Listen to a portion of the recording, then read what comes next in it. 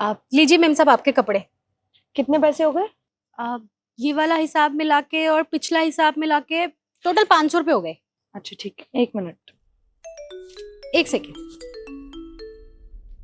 Hello, हाँ चिंटू के पापा। नहीं नहीं, मैं तो 502 वाली मेम साहब के कपड़े देने आई थी। हाँ जी। अच्छा आप वहां गए हैं ना, तो 202 वाली मेम साहब से कपड़े भी ले लेना और उनसे ना पिछला हिसाब भी है वो भी कर लेना। हाँ जी। अच्छा सुनो, वो ना आते आते कोयला ले आना, कोयला ना खत्म हो गया है।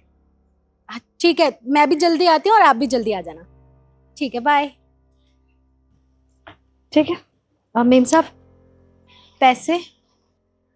अभी दिए तो तुम्हें पैसे, तुम कॉल पे बिजी थी, मैंने तुम्हें पैसे दे दिए। अच्छा आपने दे दिए, वो माफ करना, वो ना बात करते करते पता नहीं चला, मैं थोड़ी भुलक्कड़ हूँ ना। सुनो, ये लो, ये तुम्हारे पैसे ही नहीं रखो। साहब 200 रुपये किस चीज के? निखिल, मैं इसे पैसे दे चुकी हूँ प्रेस के कपड़ों के, तुम क्यों दे रहे हो पैसे? दीदी देखो, मैं तुम्हें पूरी बात बताता हूँ। देखो तुम्हें तो पता है ना, परसों मेरी कितनी अर्जेंट मीटिंग थी, मुझे ऑफिस किसी भी हालत में पहुँचना था।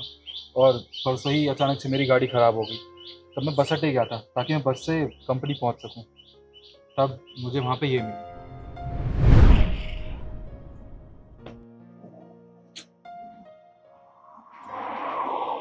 साहब आप यहाँ क्या कर रहे हैं? अरे तुम यहाँ? वो कुछ नहीं, मुझे ऑफिस जाना था, मैं बस का वेट कर रहा था। वो क्या है कि मेरी गाड़ी आज अचानक से ख़राब हो गई और आज मेरी बहुत ज़रूरी मीटिंग है, मुझे किसी भी हालत में ऑफिस पहुंचना है। और तो और मैं अपना फ़ोन और पर्स घर पे ही भूल गया। अब समझ नहीं आ रहा करूँ तो करूँ क्या। साहब आप 1 मिनट रुकिए। ये तुम क्या कर रही हो? अभी बताती हूँ। साहब आप ना ये पैसे रखिए।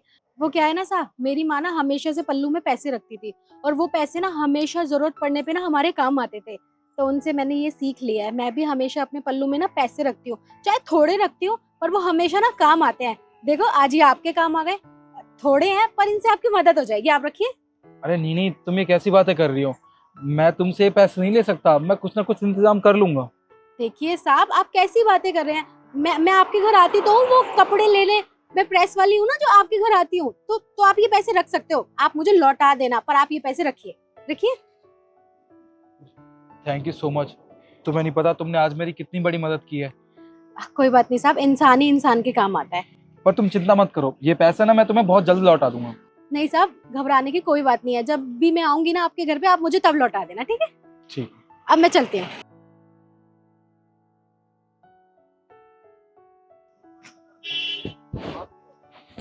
लो, बस भी आ ही गई।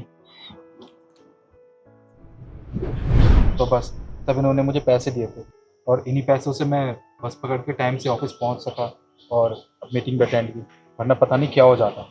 इसलिए बस ये पैसे मैं नहीं दे रहा। साहब कोई बात नहीं, मैंने आपकी मदद की थी, आपको अपना बड़ा भाई समझ के की थी, तो अब मैं आपसे वापस थोड़ी ना लूंगी, जब कभी मुझे जरूरत होगी ना तो आप मुझे लौटा देना।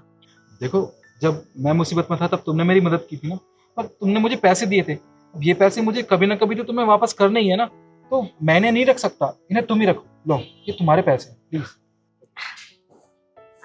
ठीक है साहब, आप सच में बहुत अच्छे हैं, अब मैं चलती हूँ। रुको, तुम मुझे 500 रुपये और देना। अब 500 रुपये क्यों चाहिए तुम्हें? अरे दो तो सही, मुझे 500 रुपये इसको देने हैं।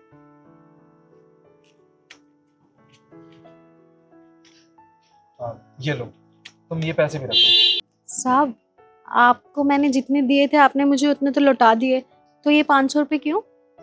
देखो, हमें पता है तुम दिल की बहुत साफ हो, जब भी तुम्हें कोई मुसीबत में दिखाई देता है तो तुम उसकी मदद करती हो, और हम भी यही चाहते हैं कि अगर कोई मुसीबत में हो तो हम उसकी मदद करें, पर हमारे पास इतना टाइम नहीं है। तो ये पैसे तुम रखो, अगर तुम्हें लगे कि कोई मुसीबत में है तो पैसे देकर उसकी मदद कर देना, हमें अच्छा लगेगा। लो रखो।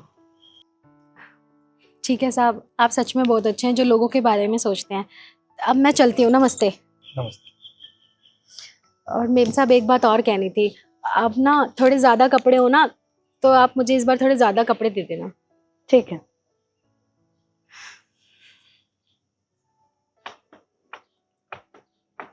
तुम एक बात बताओ मुझे, पैसे क्या पेड़ पे उग रहे हैं?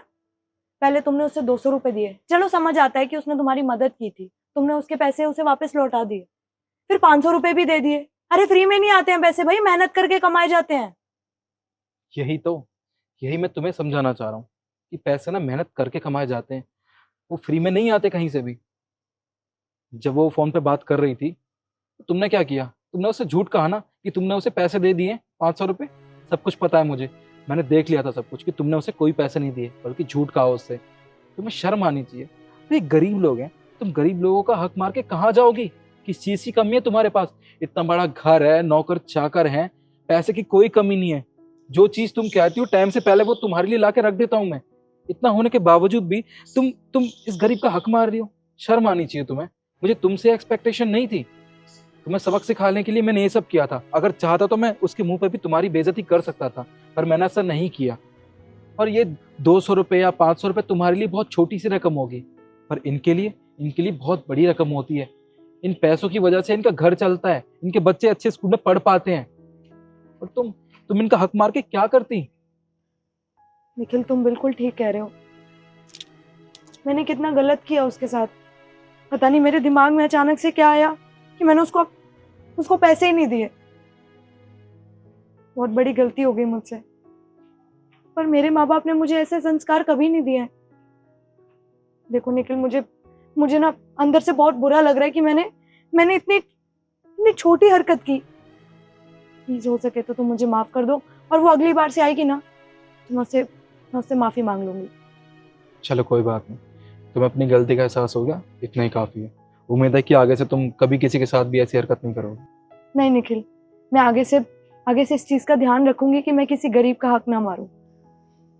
चलो ये तो अच्छी बात। अब अंदर चलें। हाँ।